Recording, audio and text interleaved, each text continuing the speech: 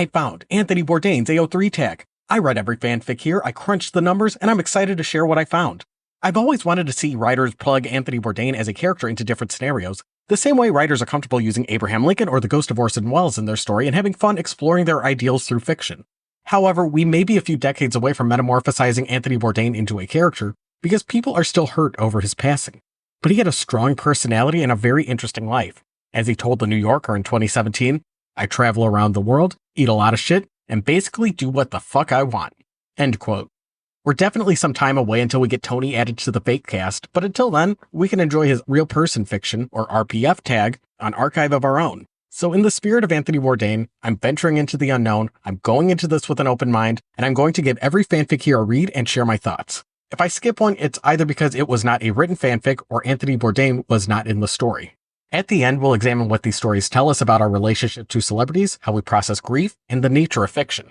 Now, I wouldn't be able to tell you what the average Anthony Bourdain superfan is like because he was able to capture such a mass appeal. Critics of him say he's angry, he's bitter, obnoxious, egotistical, and I'm just like, fuck yeah, he is. That just makes him cooler. But I know I'm not special for having him as my favorite travel writer or watching No Reservations as my comfy nostalgia show. I'm sure anyone who's a little more invested in travel writing will see my taste as laughably normy. But he was a cool guy with mainstream popularity. He just didn't seem like the type to court the type of fans who are into quote-unquote fandom. When I think of celebrities who lean into fandom culture, I think of, say, the McElroy brothers, who are so adorable and goofy, or the ridiculously good-looking boy band members who don't mind playing up their bromance for eager fujoshis. I am assuming Anthony Bourdain wouldn't freak out too hard if he found out about this niche, considering he let his memoir get turned into a sitcom, and what is based on a true story, if not another flavor of RPF. I'll make myself clear and say I disavow RPF if when the person themselves say, do not do this, so if it turns out I was wrong, I'll have to tune my ukulele and sing everyone an apology. Either way, there were a lot more fanfics here than I expected, but I was able to get through it all thanks to Magic Mind. For me, Magic Mind feels like a kick to the brain so I can actually get stuff done. It's a mental performance shot designed to support focus and calm, aiming to keep you on task without the big crash afterwards. It's not just another quick jolt to get you through the day. So if you're after quick fixes, you're thinking too small. This stuff is all about fueling you up right now and setting you up for an even better long term. Some of the ingredients kick in over 3 to 4 days, so you'll want to give it a full week. I'm currently on day 7 of taking Magic Mind every day, which already makes it one of my longest relationships. If you're not big on commitment, they give you 100 days to change your mind and get 100% back on your order. Thing is, I'm not thinking of my exit strategy for once, I'm having a good time. So a week in, and the biggest surprise so far has been how much it's helped me with my sleep routine. Taking Magic Mind means that I haven't had that drowsiness dragging me down for half the day. So when it's daytime, I'm working, I'm focused, I'm in the moment. I'm not struggling to reach that baseline level of functional by double fisting espresso shots every hour. And having a better, more active, more focused day means that when it's time to sleep, I can actually rest. And getting a good night's rest is already one of those cheat codes for giving yourself an across-the-board stats boost. By the way, I still enjoy my morning coffee, but lately it's just 1 cup to kick things off, and it doesn't feel as vital. There's no more of that, nobody talk to me till I've had my coffee. When I wake up, I actually feel rested. It's crazy. So Magic Mind is not coming for your coffee. It is not a coffee replacement. It's an addition to your morning routine. It's a daily multivitamin for your noggin. You'll keep your coffee ritual, and you get an extra edge with Magic Mind in the mix. Although I've been hitting my Magic Mind in the afternoon, it's low on caffeine, so it's not a big deal if you take it at lunch instead of breakfast. One of the more surprising things is just how dang small these things are, so it's easy to throw in a day bag and crack it open later as an afternoon snack. And it is small enough to take through TSA. When I travel, I usually take toothpaste, Castile soap. I've always had that last inventory spot open. I'm definitely bringing Magic Mind with me next time I fly. I love doing huge writing sessions on long-haul flights, so I'm already rubbing my hooves together thinking, oh man, my next flight is gonna rock. I'm bringing the laptop, I got the Magic Mind, I'm gonna be ready to write something so much worse than any of the fanfics here.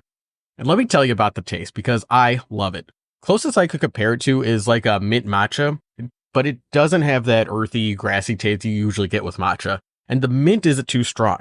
It's not too sweet, and it definitely has a kick to it. And as much as I love the flavor and would be down for getting a big gulp of the stuff and sipping on it all day, the tinier works better. Every ingredient serves a purpose, and I dig the minimalism. Everything in Magic Mind has backup, over 200 scientific studies behind it. You want quality? Let me tell you about the mushrooms in this bad boy. Organically grown, right here in California. using only the fruiting bodies, the powerful, potent part. No fillers, no weak mycelia fluff, just pure bioactive punch. And we're talking Cognizant Citicoline too, the Rolls Royce of Citicoline. This stuff's usually got a 2-year waitlist, but here it is, waiting for you, right here in Magic Mind. And the matcha, like I said, tastes incredible. And that's because they're using only the best. Organic, ceremonial grade, first harvest matcha straight from Japan. You ever had matcha that actually tastes like matcha? Yeah, didn't think so. It's smooth, it's rich, it's not that bitter trash you've been settling for. This is matcha for people who know quality. This is the matcha you're gonna gift to your favorite magical girl when she announces her retirement. And get this, they're using nanoencapsulation tech. What does that mean? It means the ingredients get broken down into ultra tiny particles that your body absorbs, 5 to 10 times faster than with pills or powder. This is premium grade stuff built to kickstart your mind and keep you sharp all day. Everything's been in the works for over a decade, fine-tuned by a team of doctors and scientists. We're talking hundreds of iterations to nail down a formula that works. But don't take it from me, you should try it yourself. At magicmind.com/taperclip, Taperclip20 gets you up to 48% off your first subscription for the next 10 days. That's TAPIRCLIP20 for up to 48% off of your first subscription for the next 10 days. Links are going to be in the description and pinned comment. And I'm going to personally sweeten the deal. If you use my referral code when you order, you'll have the chance to see your own character brought to life in my animation project. I've already shared how it all works in my last video, and I will be setting that one to unlisted sometime soon. So if you want in, check that out. Don't miss your chance to be part of the story. That's Taperclip20 at magicmind.com/taperclip. Thank you, Magic Mind, for sponsoring this video. Now on to our first fic, and I'll be going over these in chronological order. We have Professionals, published in 2010 by Vic Likes Fic, tagged under Chef Real Person Fiction, rated M. This is the sort of flowery language and feelings of longing I expect from an author forged from the fires of AO3. So you'll either be incredibly on board or need something a little bit snappier.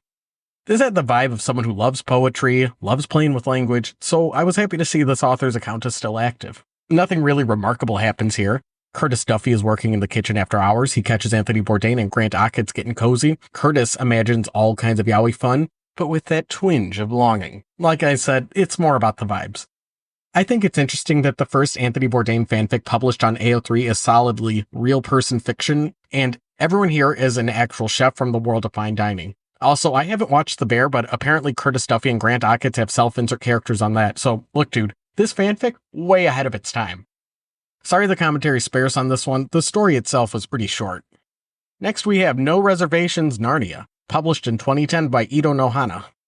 This was so cool. Anthony Bourdain goes to Narnia, and this is written in pace like some of the most memorable episodes of No Reservations. The author pays remarkable attention to detail in describing all of the food listed, with footnotes at the end that thoroughly explain their meticulous process and sources. But the thing is, this never gets too caught up in explanations. Everything unfolds so naturally, and part of the reason is they completely understood how to write Anthony Bourdain. Let me read you an excerpt.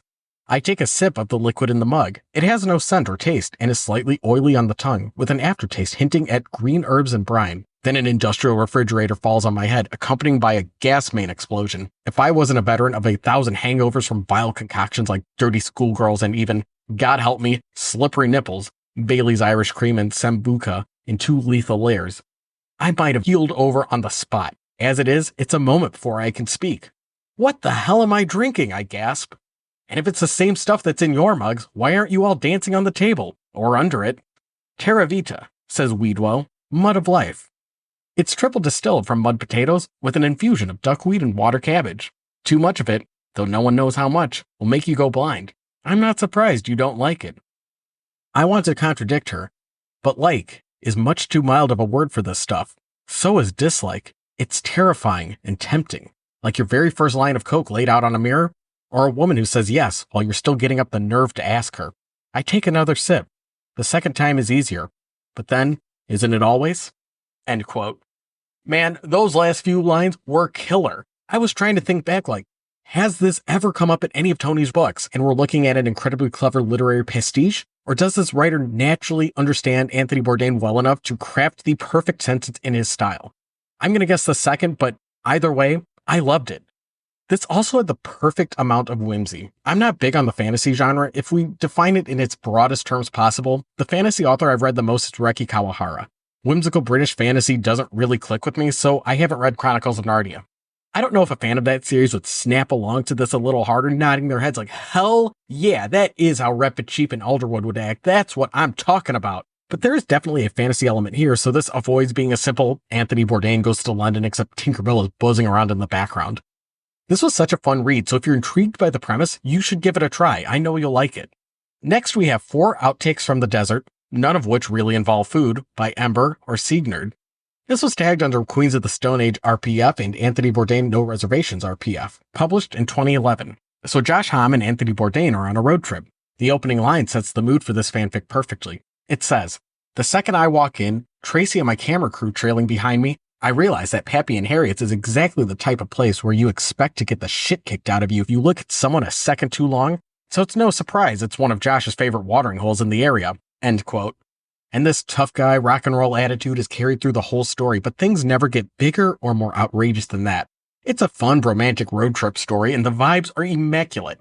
What stood out about this story, as well as the previous, was they were able to pinpoint Tony's snark and make him very sarcastic without ever feeling smug or condescending. And that's why I have a natural revulsion towards most characters who could be generally or broadly described as snarky. I'm thinking of the overwhelming number of MCU characters who are constantly rolling their eyes thinking they're just too cool for it all, and they're ready to let those rubes hear it. And I know this power fantasy has to work for someone, otherwise, this attitude wouldn't have evolved into such a pervasive trope. But even though the average MCU protag can be broadly described as snarky, and so could Anthony Bourdain, I still feel compelled to return to Anthony Bourdain's work because I never get the impression that he sees himself as superior to others or feels he's too good for the company he's in. And that might be a real apples to origins comparison since I'm thinking of a vague character writing trend with a real deal guy, but my point is he wasn't afraid to humble himself, and that humility is often missing with characters, fictional or otherwise, who are written as snarky. And that ties in nicely to the next fanfic, Sushi by Terraplan, written in 2011. This is a crossover with the Avengers, shipping Anthony Bourdain with Loki and Robert Downey Jr. It's tagged as both crack and RPF, so I'm not gonna think too hard about how a Marvel character can coexist with the real-world RDJ.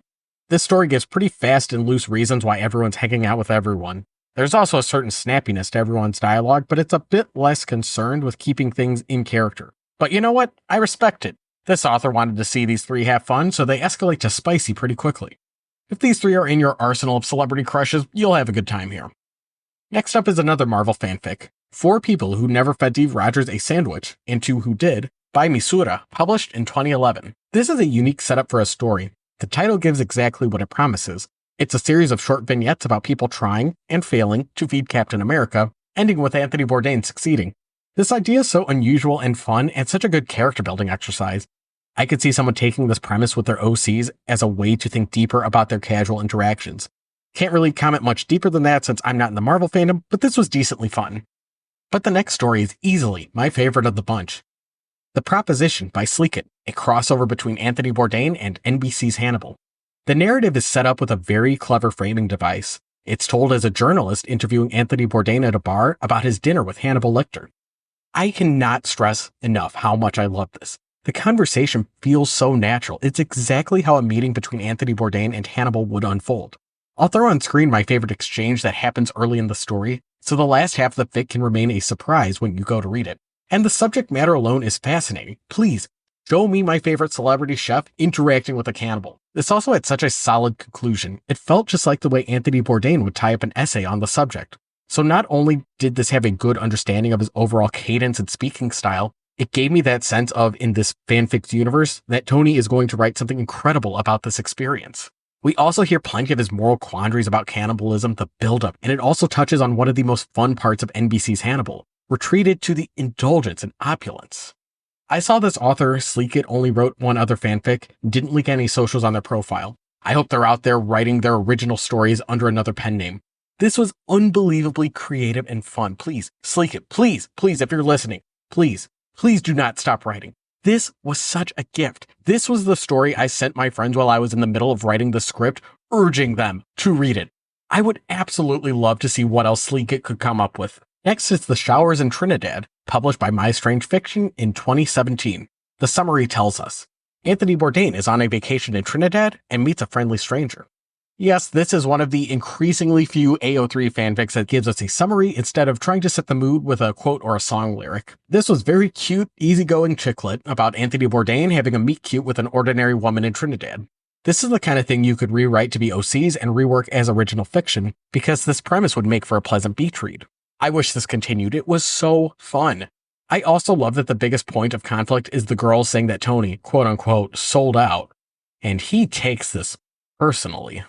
The podcast Dakota Ring did a fascinating deep dive on the concept of selling out, what it means, what it represents, why it's no longer treated as a pervasive fear, and interestingly enough, they used the Oprah Book Club as their through line.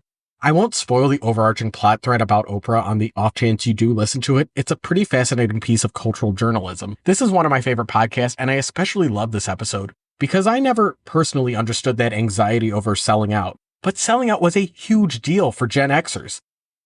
The podcast explains that this concept started in leftist political spaces, and it was used to describe politicians who betrayed their values. And for Black individuals, selling out was more about aligning with white interests. But the most common Gen X definition is one of an artist who, quote unquote, goes corporate. But the prevailing attitude is that selling out means compromising on your personal ethics. They dropped this very poignant line in this podcast and describe selling out as, quote, the fear that your work will be enjoyed by the wrong people, end quote. What's interesting is this fanfic is the closest I've ever heard anyone even come close to calling Anthony Bourdain a sellout.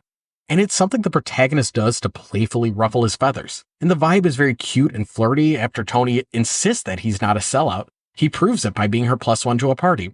So this fanfic speaks more to the now extinct anxieties about being a sellout rather than being a dressing down of Anthony Bourdain and saying he's a sellout. There was a very interesting part in the documentary Roadrunner, a film about Anthony Bourdain, where his friends talk about how Anthony Bourdain was able to keep his show authentic. He rewrote voiceovers for his TV shows to sound more like him. It started with a few words here and there, but it built to entire rewrites because he didn't want to sound like a generic travel host. Later, they read a letter he wrote regarding the nature of his show. Bourdain said, the greatest sin was mediocrity. And they go on to read the letter. Quote, there is a grim, inevitable, and all too predictable trajectory to the passage of a good episode of television. People aren't as stupid as your minions clearly believe. They don't need the truth hounded home with meaningless platitudes or bland, generic sum-ups. They'll get it. Don't empower these squirrel-balled nerds by letting them get their way. They will nibble this show to death like hungry ducks. End quote. The person reading the letter adds that what they read is just an excerpt. The entire letter is several pages long, and here's the real kicker. This was addressed to somebody Bourdain truly liked. I don't believe they said exactly who this was addressed to, but in any case, woof.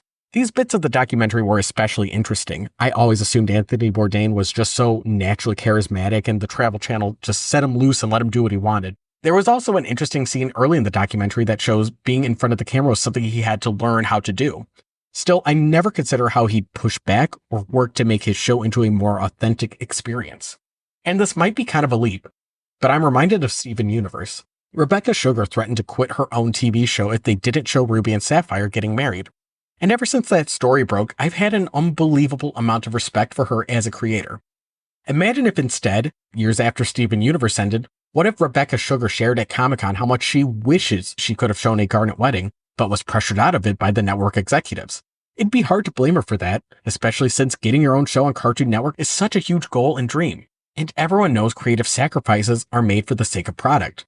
But she made her stance clear and she was willing to risk it all, and that makes her so much cooler. Because today, the concern about selling out has faded, replaced by a different question. How much would you be willing to turn down? Or in the case of smaller influencers, do you actually use the products you're endorsing? So Dakota Ring's episode on selling out concludes that selling out is dead because it's something we all live with. If you post online, a part of your private life is already commercialized. To quote the host Willa Paskin, selling out had become closed-minded, defensive, anxious, all about keeping your stuff from people, or making sure only the right people were enjoying it. And as we begin to more successfully question who the right people were and move on to a more expansive answer, the old version of selling out primarily started to look like status anxiety, like gatekeeping, like snobbery, and good riddance to that. End quote. Our next story is a little bit goofier. Dealing with Azula by Unstable Universes, published in 2017. This was written for the Unstable Universes podcast, a show where the hosts take a randomly generated prompt between two fandoms and one genre tag, write a story based on that, and read what they dreamed up.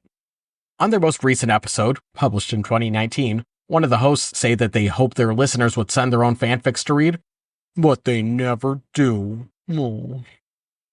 This is a pretty fun idea for a podcast. I topped off my article, How to Get Published at Saturday AM, with a Shinden maker that generates series meets series elevator pitches that would fit the taste of the OEL manga publisher Saturday AM, and it's a toy I've had plenty of fun with to get the creative juices flowing. It's cool seeing something similar to this concept come to fruition through this podcast, and I am completely discounting Saturday AM as a whole since, despite running for 10 years, most of the series they publish don't make it past the pilot chapter.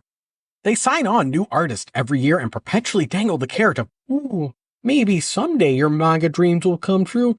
And I'm starting to suspect their annual Summer of Manga pitch sessions exist to absorb hopeful artists into their cult of personality rather than actually roll out new series. They only have 20 series. I don't know why you need 3 magazines when you only have 20 series. Shonen Jump runs 24 series in their mainline magazine alone, and everything here feels like shonen, except Otherworld Travel Agency. Man, that shit slaps. But how in the dink am I supposed to read it? Here I am, on the series page. Where the fuck is chapter 1? Do I have to dig through all of Saturday Buranchi to read it? Can you at least tell me which issues of Saturday Brunch it shows up? Do I have to wait until it's a tankobon to read it? With the absolute snail's pace your series update, how long is that going to be? 5 years? 10? Let me read Otherworld Travel Agency. It's the only good thing you cowards have published! Anyway, Unstable Universes wrote an Anthony Bourdain fanfic where he's a teacher at a high school AU for the Avatar gang. Azula's bullying Aang, so Mr. Bourdain teaches him an advanced waterbending technique that'll make Azula hurl. I took personal offense to the story saying that Anthony Bourdain would, quote, drone on in his lectures. Come on, my man would not drone on if he was teaching a cooking class. He'd make it fun. They also just kind of write him as a generic teacher, so I do wonder how much this writer was familiar with Anthony Bourdain. I also wonder how much they're familiar with Avatar, since, I feel like Aang's getting a little violent. And the next fanfic also comes to us from Unstable Universes, titled From Sports Day to Love, published in 2017.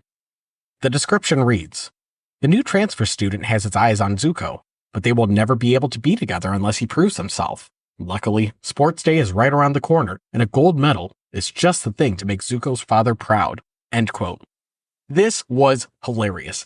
This was the kind of high-energy flash fiction you write when an inside joke escalates. This does a much better job of capturing the excitement the Unstable Universes podcast strives for. There wasn't anything particularly in character. It plays out like a typical anime Sports Day episode, except Anthony Bourdain is there and he's pining for Zuko. We also never get it explained if this is an aged-down Anthony Bourdain or if there's a dude in his 50s just chilling with Team Avatar in high school. I don't know which one's funnier. There's also the hilarious twist that Tony sucks at sports and he keeps failing at all of the physical activities. But the last one's a pie eating contest, and Tony sure knows how to eat. It was incredible.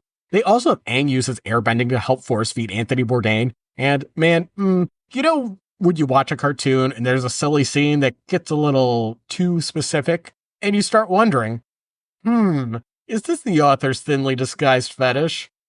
Hey man, I ain't judging. If you're into Anthony Bourdain being force-fed pies and suddenly looking 9 months pregnant, you let that freak flag fly, baby. Let me read you how the story ends. Quote, as the last of the crumbs disappeared behind Anthony's lips, the bell rang again. And we have a winner, Iroh called. He raised Anthony's hand in victory, and a medal was lowered over his head. Claps filled the air as Zuko ran on stage. He threw his hands around Anthony Bourdain and pulled him in for a kiss. I had no idea you were so talented. Sorry, I'm giving him the gay voice. I can't do a good Zuko voice. He whispered in Anthony's ear. Thanks, but I never could have done this without Aang's help. Aang ran up on stage to join the hug. Now you guys can be together forever, Aang said, smiling.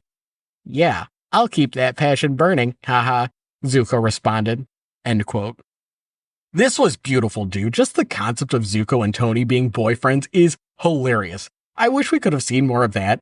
The story is mostly about Aang, Katara, and Sokka being the world's best wingmen for Anthony Bourdain and helping him, so the vibe is more about their bromance than actually seeing everyone's favorite bad boy chef getting romantic with everyone's favorite bad boy Fire Nation prince. Either way, Fantastic work. This rocked. Next is Parts Unknown by Indus Cosmina, published in 2018. This is the first AO3 fanfiction written after Bourdain's death, and it appropriately starts with an author's note clarifying that this is a tribute piece made to process their emotions. They feel a little weird about real person fiction, but they did their best to craft an accurate, respectful portrayal of Mr. Bourdain. And I would say this is incredibly respectful. It was a sincere way to express their mourning and loss. This story shares the 3 times Kara Danvers, aka Supergirl, encountered Anthony Bourdain. First when she's in her human disguise as reporter Kara Danvers. The second is when she's Supergirl. And the last is when the two are at lunch, and she thanks him for being her long-distance friend and mentor. The first time was a chance encounter at a hole-in-the-wall restaurant, and it speaks to one of Anthony Bourdain's superpowers, being adventurous enough to scope out overlooked dining spots, and that wish fulfillment of running into the coolest celebrity at your favorite mom-and-pop shop. The second encounter. Tony and Supergirl meet the president in Hanoi. The story keeps the president ambiguous, but I assume this is a sly reference to the noodle shop Boon Cha Hyong Lien, where Obama and Bourdain shared a meal. Fun fact, that restaurant now has a combo Obama if you'd like to try the same meal. You can't sit at the same table, it's now enclosed in glass, and from time to time they put a little plant on top to jazz things up. But back to the fanfic. In the story, Supergirl and Tony have a fascinating discussion about food on her home planet.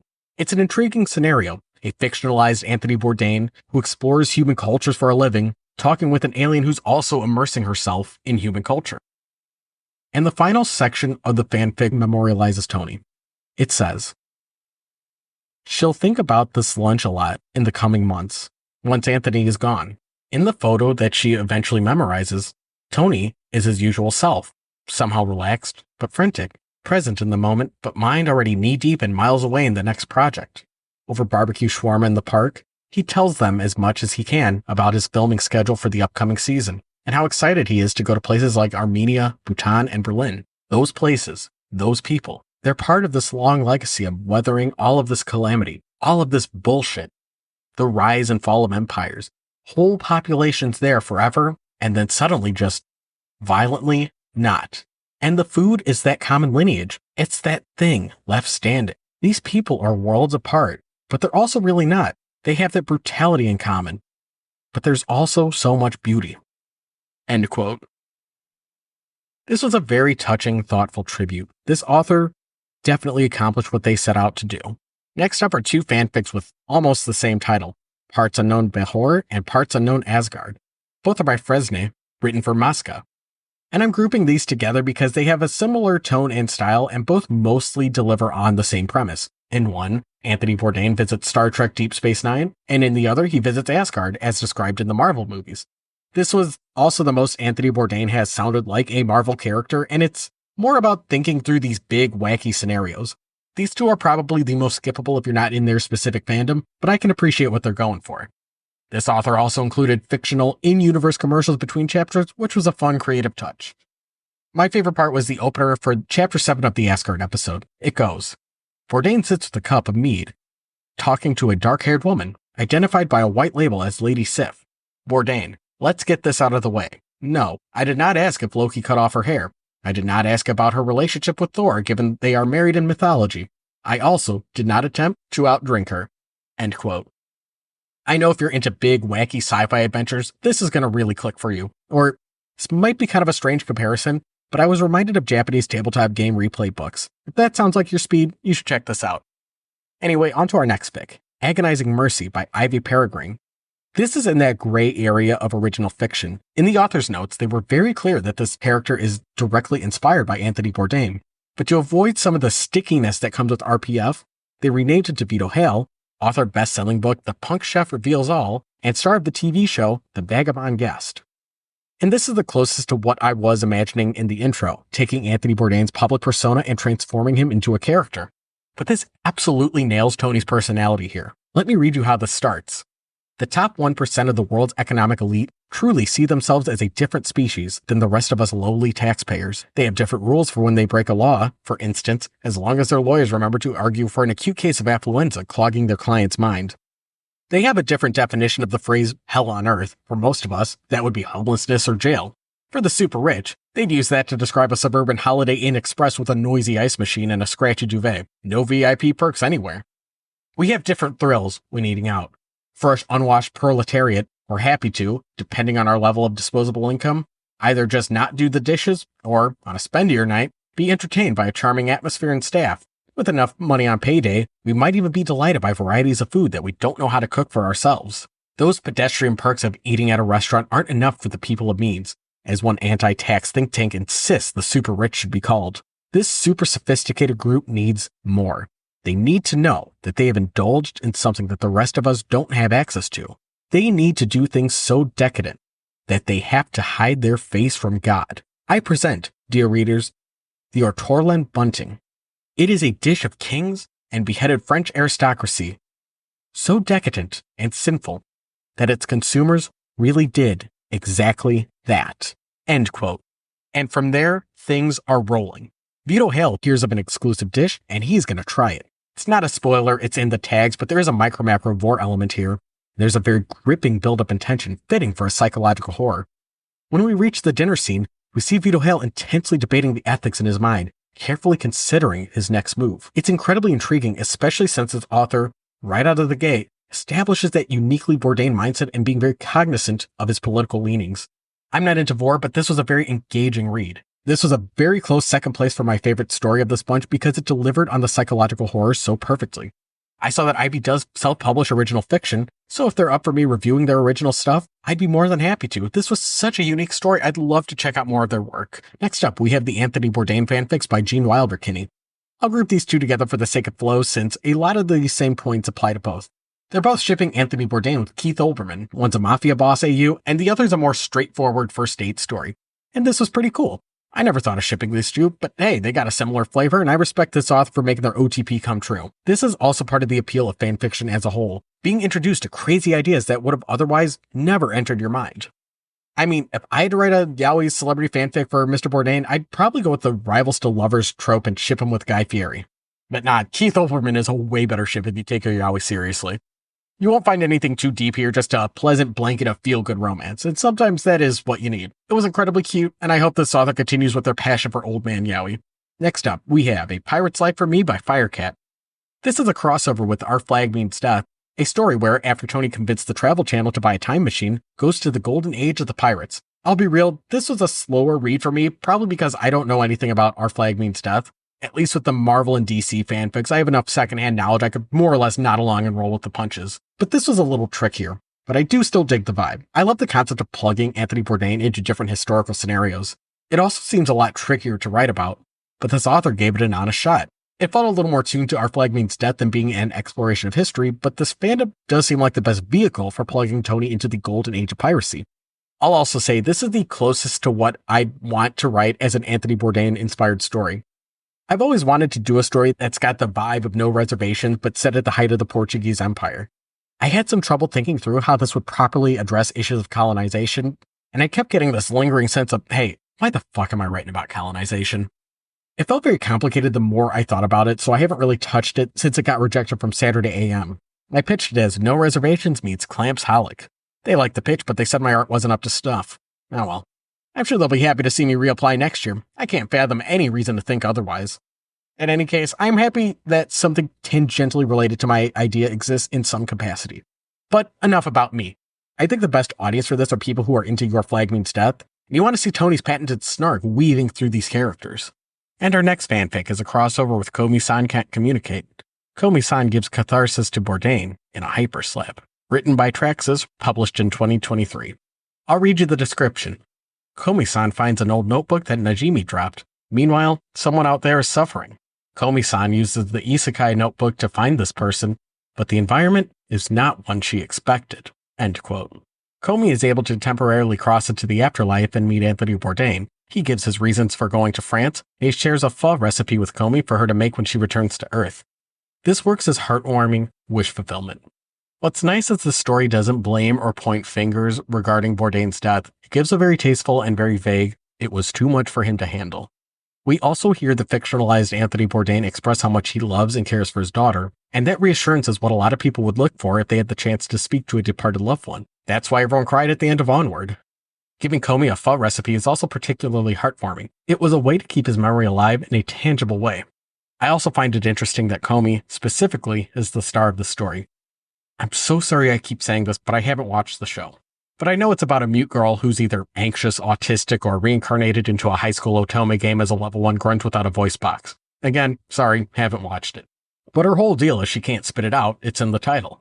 But food is a universal language. It has the power to unite people and transcend boundaries, even the boundary of life and death. This story plays to the strengths of all of its characters and delivers something incredibly heartfelt. It was very sweet.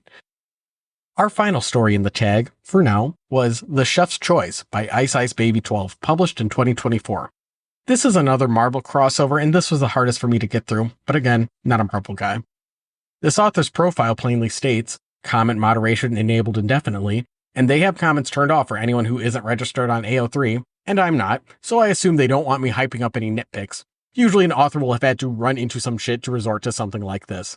So in the interest of having a little bit of goddamn manners, I'll move on to a more general observation I had about how this work treated Anthony Bourdain, who, in the story, has already passed away. This work expresses a deep sense of longing and loss over Anthony Bourdain's death, and it got me thinking. We're a few years away from animated sitcoms playfully having the ghost of Anthony Bourdain show up in a silly cutaway gag, or until we find more fictional characters who are a Bourdain-inspired bad boy chef. Little side note, when asked by the Seattle Times about his bad boy chef label, he said, quote, "You can call me the bad boy chef all you want. I'm not going to freak out about it. I'm not that bad, I'm certainly not a boy, and it's been a while since I've been a chef. I don't have any illusions about being cool. I go to dance class with my daughter, doing the twist with a bunch of nannies." End quote. Anyway, I wonder if this will be Bourdain's primary role in fiction for the foreseeable future. A character for expressing profound loss. Although Anthony Bourdain had a darkness to his writing, he still lived this fabulous dream life sponsored by the Travel Channel. But he couldn't escape his demons. And his untimely demise is unique from a lot of other tragic celebrity stories. I'm thinking, freak accidents or someone who was consumed by the Hollywood machine. They're on a downward spiral for years and things end tragically. No, Bourdain seemed to have it figured out. He came off as effortless and cool, and we can't particularly say that his story is one of achieving fame, but at what cost? Because he was pretty easily the definition of an anti-sellout who kept things real. Of course, being famous did change him. It did fuck with his head, but not in the same way it messes up a former child star who, as an adult, develops an addiction. Anthony Bourdain was a legend who fired up a ton of people, changed lives, and yeah, sure, say whatever you want about getting too attached to celebs, go ahead, call me pathetic, but damn it, it sucks that he's gone. It straight up hurts knowing I will never crack open a new book by the guy. And as much as I'd like to perfectly preserve his body of work in amber and imagine future generations more removed from his death, having fun with it and appreciating his writing for what it is, Anthony Bourdain was a person, and he was found in a hotel room. That's part of his story now. Personally speaking, that's not what I want to remember him for. I want to remember him as the bad boy chef who went on adventures and wrote kick-ass books. You could say my picture of him is incomplete, but it's a parasocial relationship. By its nature, it's going to be incomplete. In his review of the documentary Roadrunner, Matt Goldberg wrote for Collider about the way the film handles Bourdain's death, and it compares it with the director's previous film, a documentary on Mr. Rogers. He says, "It's a tragic circumstance going to the depths of another person's psyche. You can't reason it out because no one reason will be satisfying. There is no conclusion where you will get an audience to think, oh, well, I guess suicide made sense in that regard. It cannot comfort, it cannot illuminate." And yet Neville attempts to reason out why Bourdain would take his own life, as if that's a question that needed to be answered beyond anyone's morbid curiosity.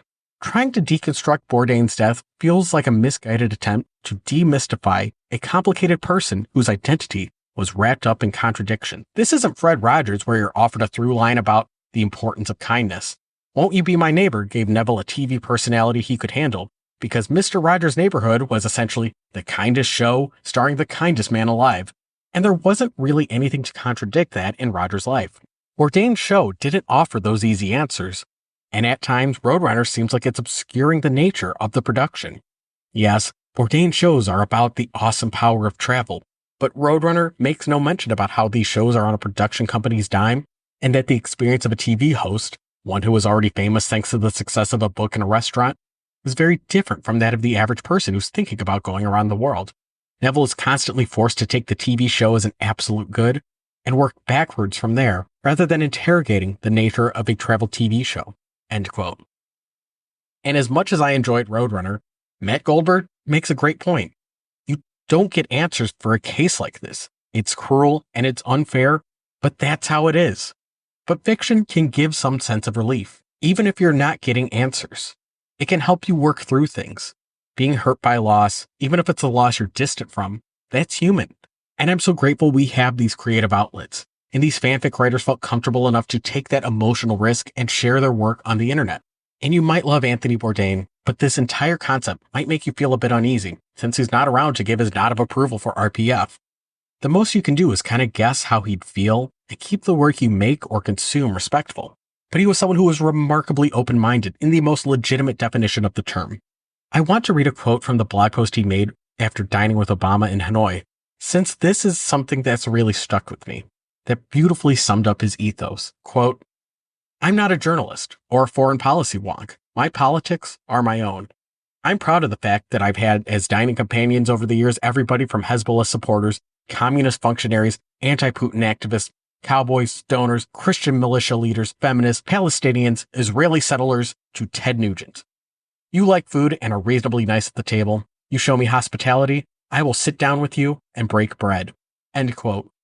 But he didn't say fanfic, guys, so who knows? One of the troubling implications of RPF is that it can potentially reinforce a parasocial dynamic that treats celebrities as commodities rather than individuals. Celebrities have always crafted public personas, and taken at its worst, RPF is saying, I don't care about that public-private distinction. None of that matters. You're mine now. And when we treat them like characters in our heads, it's flattening them. It's ignoring that there's so much more going on that we won't understand if we only know someone through their art or public persona. But let's take a step back. Why do people write this stuff anyway? People are typically writing RPF out of respect and admiration. A lot of these fanfics start with, hey, I was listening to Anthony Bourdain's audiobooks. I felt inspired. Think the guy's great. I don't mean any disrespect. And there's plenty of reasons to see the whole thing as dehumanizing, but I think that's just the same old song of using sophisticated language to say, it's cringe. Tabloids are a more immediate cause of celebrity dehumanization and with way bigger consequences, but it's part of life. It's mainstream. You could say it's trashy, but you're not going to stop TMZ from existing.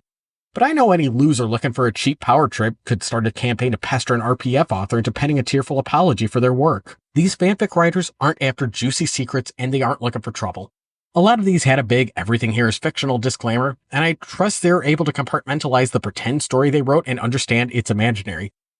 These writers are inspired by the image, the vibe, the idea of these people. Fans are building stories about the things they admire based on what these public figures represent, and they know that. Because writing any story could be a way to work through your own stuff. I mean, if you ask me about the passing of any immediate family member, I'd be like, yeah, it happens, and give a shrug before changing the subject. I'd be able to say way more about Anthony Bourdain going to France, and I know that is deeply unhealthy. So maybe I'm totally wrong here, and all this RPF is an inexcusable parasitic sin, but I found it easy to immediately empathize with these authors who felt compelled to write a story processing their grief or a story celebrating how damn cool he is. And I'm very comfortable existing in the parasocial space and limiting human contact. Look, when I say I have an anime husbando I'm devoted to, that's not a joke or a bit. I am removed from reality. I'm awkward. I have trouble talking to people. I don't know how to exist in polite society. But I know I need to grow up. But that's hard. So I'd rather fantasize about being a huge celebrity with a parasitic fan base. So consider this a public service announcement.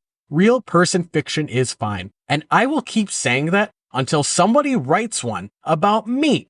Because the ultimate dream of any creative, no matter the medium, should be to have an active fan art and fanfic tag based on whatever you've got to offer to the world. You won't know if Tony would like your anime crossover fic, but you know what? I'm here. Write about me. There's no ethical quandaries here. It's fine. And if you're thinking, hey man, you might say it's fine to write RPF, but I can't bring myself to participate in this. Just this video's coverage is making me queasy. And hey, look, that's fine. I'm gonna sound like the world's doughiest centrist, but I am not interested in changing your mind. I know reaction to my videos have shown enormous extremes, but that makes me feel oddly comfortable.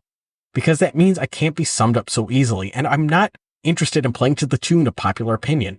I know just the title of my videos have pissed people off, and I like that. I want to make people engage, make them feel something, and maybe that feeling is, wow, this guy's a dumbass. That's fine. I'm just glad you're here. All right, I know this is spiraling into something incredibly self-conscious.